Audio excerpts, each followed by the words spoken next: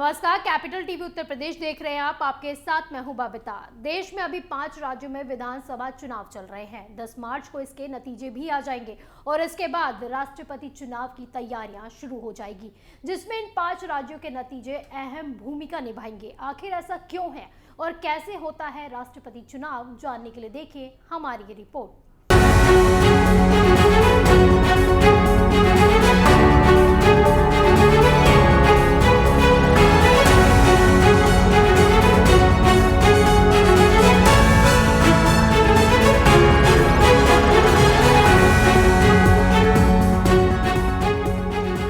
अभी देश के 5 राज्यों उत्तर प्रदेश, पंजाब, उत्तराखंड, मणिपुर, गोवा में विधानसभा चुनाव हो रहे हैं, जिनमें से 4 राज्यों के चुनाव संपन्न हो चुके हैं।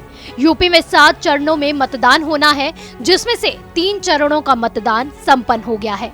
7 चरणों के मतदान संपन्न होने के बाद 10 मार्च को 5 राज्यों के नतीजे आएंगे, जिसके बाद देश में राष्ट्रपति और उपराष्ट्रपति चुनाव के लिए दौड़ भाग शुरू हो जाएगी।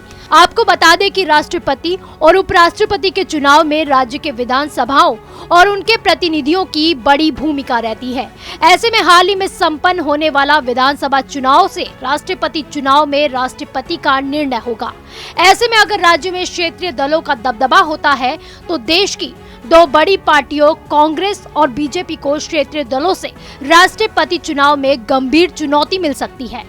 जानकार की माने तो अगर सत्ता पक्ष का समीकरण बिगड़ता है तो क्षेत्रीय दलों के सहयोग के बिना कोई भी गठबंधन अपने पसंद का राष्ट्रपति नहीं बना सकता है। इसके साथ ही कई राजनेताओं और पार्टियों का भविष्य भी इस चुनाव के बाद तय होना है। चलिए हम आपको समझाते हैं कि आखिर क्षेत्रीय दलों की भूमिका इसमें कैसे अहम रहने वाली है। दरअसल पश्चिम बंगाल के विधानसभा चुनाव से क्षेत्रीय दलों की सक्रियता बढ़ते बढ़ते सतह पर आ गई है। इन पार्टियों का उदय क्षेत्रीय मुद्दों पर हुआ था, लेकिन ये देश की 2 बड़ी राजनीतिक पार्टियों को टक्कर देने का मन बना रही है। हालांकि इनके लिए रास्ता आसान नहीं होने वाला है। आपको बता दें कि अभी कुछ दिनों पहले ही तमिलनाडु के मुख्यमंत्री और डीएमके के नेता स्टालिन एक नई रणनीति के साथ आगे बढ़ने की कोशिश में दिख रहे हैं। स्टालिन ने देश की छोटे बड़े 65 राजनीतिक दलों को एक साथ आने का न्योता दिया है। इसके लिए उन्होंने सामाजिक न्याय मोर्चा का गठन किया है। दक्षिण भारत से उठी ये नई राजनीतिक चेतना वास्तव में देश में शुरू हुई हिंदुत्ववादी राजनीति का प्रतिशोध मात्र नहीं है। वास्तव में इन क्षेत्रीय पार्टियों के निशाने पर फिलवक्त संभावित राष्ट्रपति और उपराष्ट्रपति का चुनाव है। लोकसभा चुनाव से पहले इन राजनीतिक कसरतों के बहाने इन पार्टियों ने वास्तव में बीजेपी और कांग्रेस से बेहतर बार्गेनिंग हो, इसके लिए मजबूत प्लेटफॉर्म बनाने में सक्रिय हैं।